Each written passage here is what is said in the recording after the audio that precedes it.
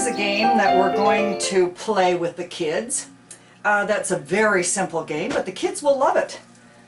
What you need is paper. I like to use a little colorful paper if you have it. You wouldn't want to use white because I'm putting this on a white board, but if you had a black background board, then that would be fine.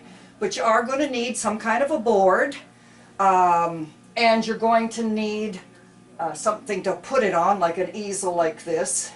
And what we're going to do, what I've done is I've cut out of these sheets of paper round circles, okay? And I just used a jar lid to make my circle. You could use a glass, whatever you like, and you're going to make a bunch of these circles. Then this is called the happy face game. Guess why? So you're going to take these papers and you're going to put a happy face on all of them. And I've just got 4, but I would certainly use more than that. And then on the front is a happy face. On the back, you can't see it very well, but I have numbers. This one has 500, this one has 300, this one has 100, this one has 1,000. I couldn't make them bold because they would show through. So you always have to be careful with kids that they can't see through, because if you could, they're watching very closely. So you just need your scissors, something round to make the circles, and just some regular paper, as you can see where I've cut that out. Then you are going to use Scotch tape. Any kind of a tape, masking tape would work fine. You're going to take the little circles, and you see I have the number on the bottom. This is the front. On the back I have the number here, and I'm going to fold over this tape. I'm going to fold it one way and then the other way, and I'm going to stick it, on the top at the back, okay? And then I'm going to stick it on the board. So all the child sees is the happy face. So I'm going to do that with all of these happy faces. You can make them as large as you like or as little as you like. It depends on the size of your board and how many you want to make, because every one of these is going to be a question that you're going to ask the child, or the children I should say, and you're going to make, this is making a game out of asking Bible questions. They're just, kids love games, so why not use them instead of asking questions? So here we go. But again, more colorful you can do them, the better. And you could fill up this board, or you could make great big ones. However you want to do that, as long as the happy face is on the front, your total of points on the back, and I just used a pen for that, and I used a marker for the happy face so they could see it better, okay?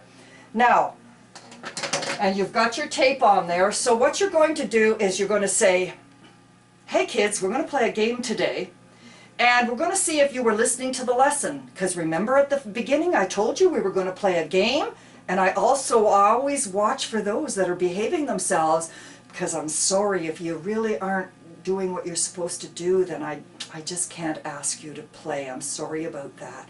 So it's very important to be good and behaved through the lesson, and to listen very closely so that you know the answers to the questions. Now, again, you can do the girls against the boys, one side against the other, just split the room in half and say this side is your side A, your side B, however you want to do that, or just ask the questions. And they're going to get points on the back. So I wouldn't put down 5 points, 10 points. I put it in the hundreds, and I make sure at least 1 or 2 is 1,000, because the kids really think it's great to get 1,000 points, especially if you're doing teams or boys and girls. Kids love competition, so use it as much as you can. Okay, so we're going to see if you were listening today, okay, our lesson. Now, what was the name of the main person in our lesson? This is a girls' question. We usually go with the girls first, and then you can play the game twice if you have double amount of circles, or else you tell them the next day you're going to start with the boys, or you can say, well girls, you went first in our last game, so this time the boys are going first. Always try to be as fair as you can. Okay girls, What was the name of the main character of our lesson today? Okay, you're sitting nice and quiet. Now see, if you're emphasizing good behavior, everything you're doing, that helps the children. They love to be told they're doing good. So whenever you can, use it, but not too much where it's over exaggerated, but say, oh, you're sitting so nice and you've been so good during the whole lesson. You're going to answer the question. What is it?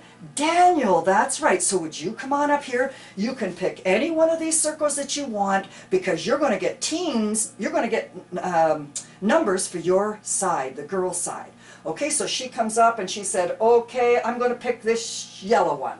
Okay, so I say, okay, you take it off and we'll see what the number is behind it. So she takes it off, hands it to me, and I show her how much is there. You've got 1,000 points for the girls. That's the most points you can get with these circles, these happy faces. Now, do you see how I'm making this exciting just by the tone of my voice?